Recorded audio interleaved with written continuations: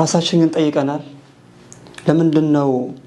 በኢማናችን ጥፍጥና ያላገኘነው ዒባዳ ከሰራን በኋላ ዒባዳን የሚመስል ነገር ከሰራን በኋላ ለምንድነው ራሓ እረፍት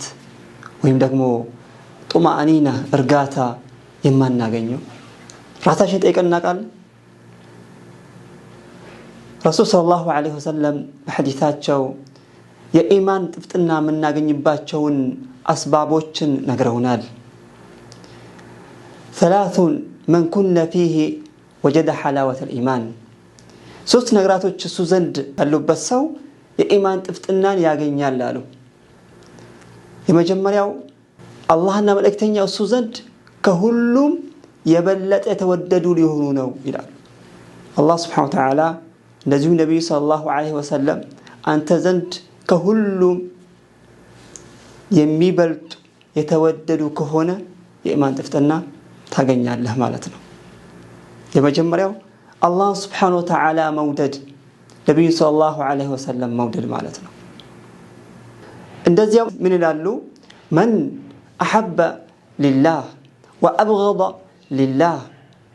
وأعطى لله ومنع لله فقد وجد حلاوة الإيمان لا الله بلو يودد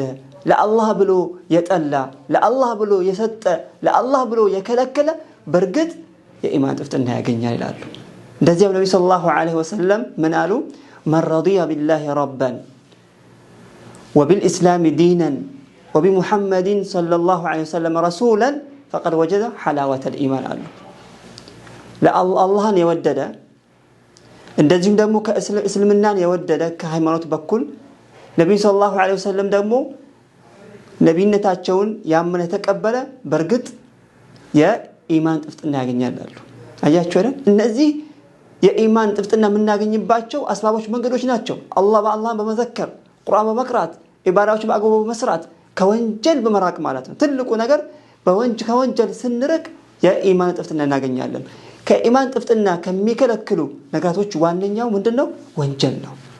ወንጀል ከኢማን ጥፍጥና እንዳናገኝ ይከለክለናል ማለት ነው ከኢማን ጥፍጥና ለማግኘት ከወንጀል መራቅ ከተለያዩ አጸያፊ ነገሮች መራቅና ወደ አላህ Subhanahu Wa Ta'ala መመለስ ዒባዳዎችን ማብዛት ዚክር ማብዛት ይጠበቅብናል ማለት ነው አላህ Subhanahu Wa Ta'ala እሱን በአግባቡ ተገዝተን የኢማን ጥፍጥና ይስጠን